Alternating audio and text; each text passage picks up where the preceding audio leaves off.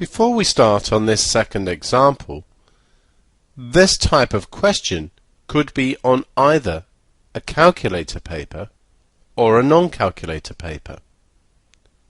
However, if it's on a non-calculator paper, the numbers will be easier to deal with. The mass of 36 centimeters cubed of copper is 324 grams. We want to find the mass of 22 centimeters cubed of copper. So we know that 36 centimeters cubed is equivalent to 324 grams. It's easy to find 1 centimeter cubed. Just divide both sides by 36. So 1 centimeter cubed would be 324 divided by 36 grams.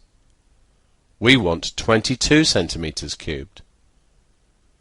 22 centimeters cubed is going to be 22 times 324 over 36 grams. So 22 centimeters cubed will be equivalent to, and calculating the right-hand side, gives me 198 grams. Of course, there is no need to use a ratio to do this, although the way we calculate is exactly the same. We could just say 36 centimeters cubed is equivalent to 324 grams. But from this point, the calculation is exactly the same.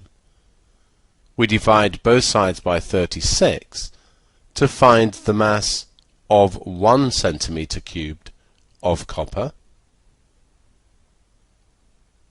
And then, since we want 22 centimeters cubed, we multiply both sides by 22.